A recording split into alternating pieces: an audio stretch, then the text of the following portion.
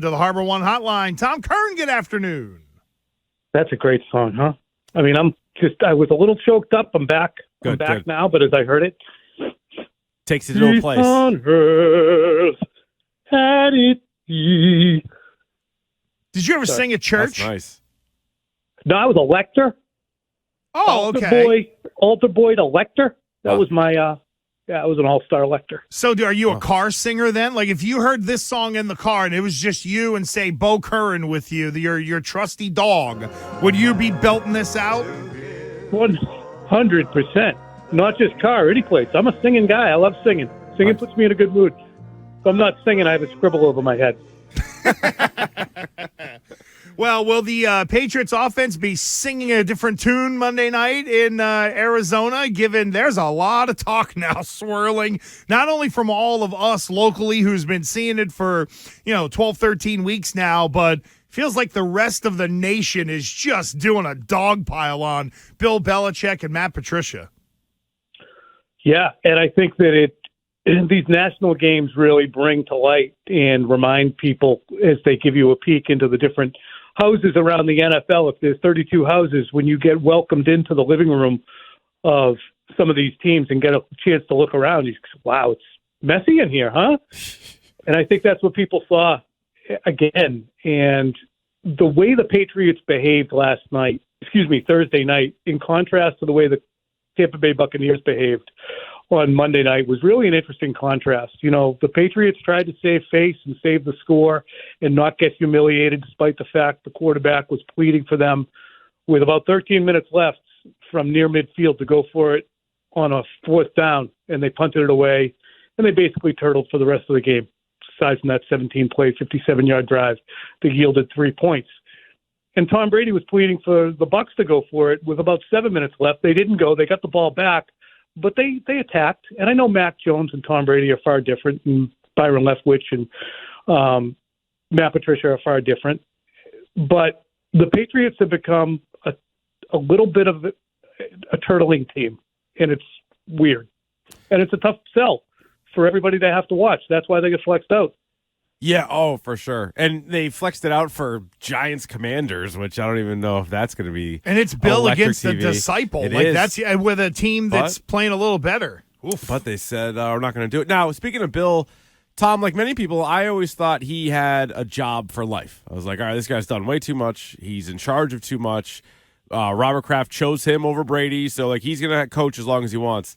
No, I don't feel that way. I don't feel that way because we're watching it, and the glaring or the main reason I feel that way is because his decision to employ Matt Patricia as both the offensive line coach and the play caller was criticized by everybody when it happened. Like, this isn't a revisionist history thing. This is that's not going to work, but the only guy that can pull it off is Bill. And then when it blows up in your face, I feel like that would have to be something that gets on Robert Kraft's radar, in addition to multiple seasons without a playoff win and things of that nature.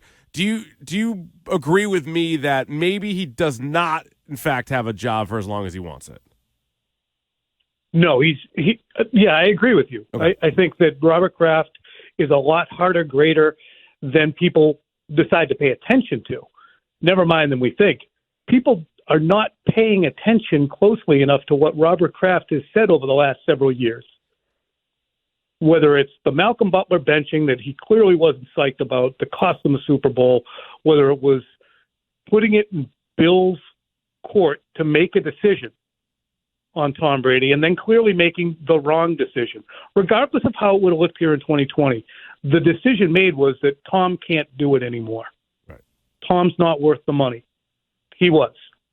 Regardless of where the Patriots would be now if he stayed, it was a miscalculation. It was a miscalculation to have Jarrett Stidham and Brian Hoyer as the de facto quarterback room until Cam Newton came in. And now it's been a miscalculation on free agents like Jonnu Smith and Hunter Henry and Nelson Aguilar and Kendrick Bourne, at least in terms of the production that they've yielded. Again, number one in the NFL in money allocated to tight ends, number two in money allocated to wide receivers, all to the coach who's making more in professional sports than anybody else. Robert Kraft is not idly rattling his saber when he calls out the drafts, when he calls out the weird coaching setup and says, we'll see how it goes. when he calls out the spending last year and expects more, when he calls out the playoff drought. He's not saying this just to exercise his lungs, and we're spending a lot of time saying, wonder what Robert's thinking. He's told us. If it came to a head, how do you think it goes down? Like, is it a, Bill, you need to get rid of Matt as the OC, and if Bill says no, then it's, well, you do it or make a choice? Do you think it's an ultimatum? Do you think RKK gets hot over this and reacts emotionally, which isn't him? If it got to if it almost got to the near breaking point, how do you think would it be seamless? What are your thoughts on how that all might go down if it does? I think that Robert Kraft isn't going to ask or put anything at a point of a bayonet. I was talking to Phil about this and Mike Florio for my podcast, and just Robert's not going to go to him and say, put Nick Caley in place. Robert's going to go and say, I don't know who to put in place. It's not my job, man. You figure it out. But what is your plan? The notion that Bill O'Brien is going to come tear-assing back to work for Bill Belichick after he left here 9 years ago and has had success and has a positive coaching record as a head coach in the NFL elsewhere, and is going to come back and be under Bill Belichick's thumb with no assurance that he'd be the head coach. Perhaps at Robert Kraft's behest and not Bill's, I don't think that's a winning formula. So what's the plan? I think that Robert would want to hear the plan articulated. If he can't articulate a plan, I mean, I don't know where you go from that.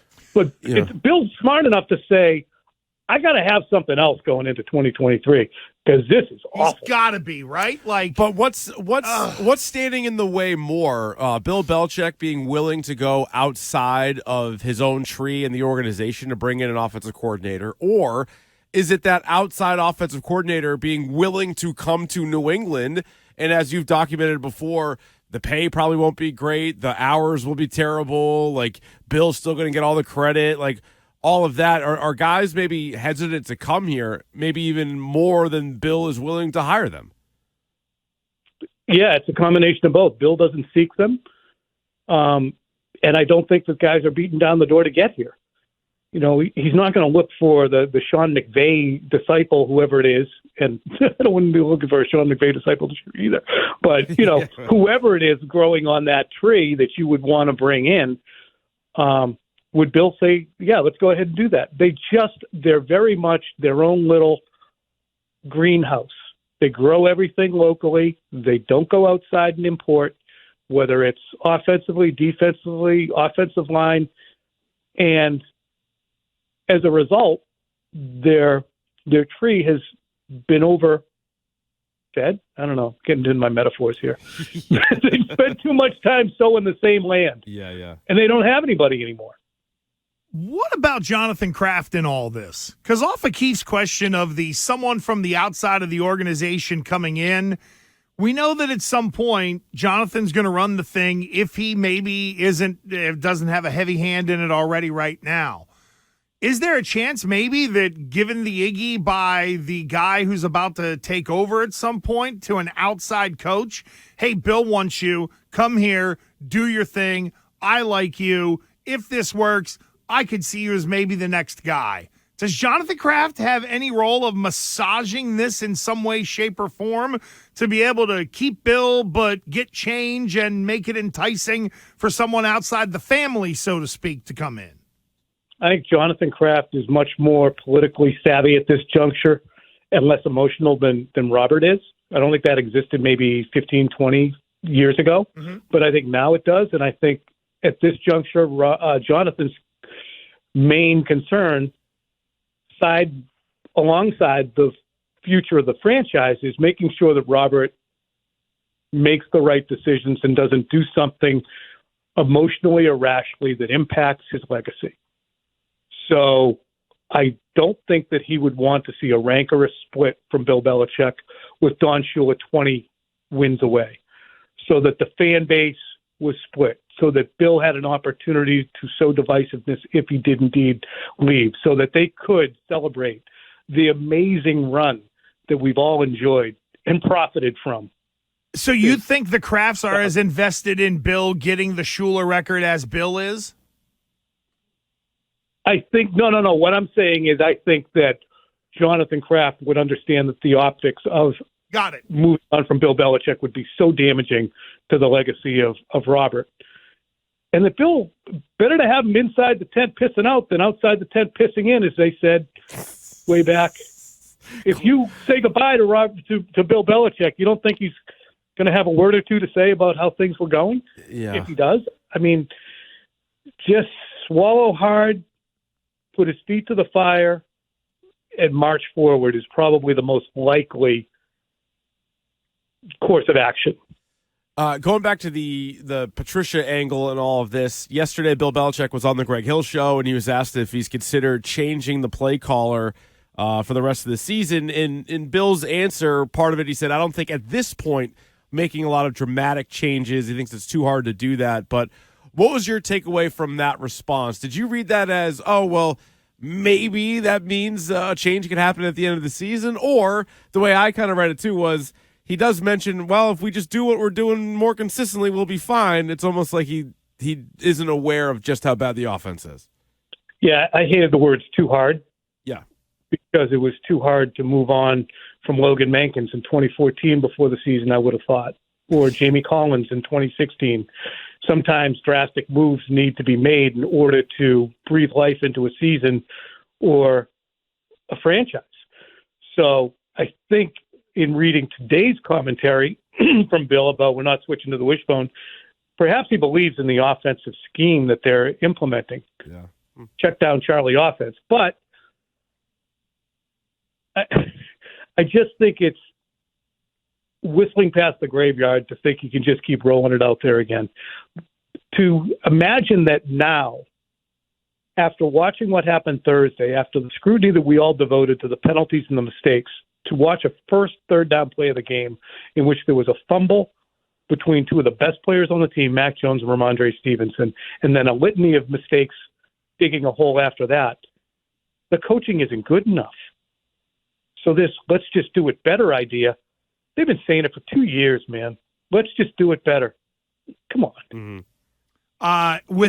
Within our discussion here, Tommy, Ian Rappaport has reported the Titans are firing their general manager, Jon Robinson.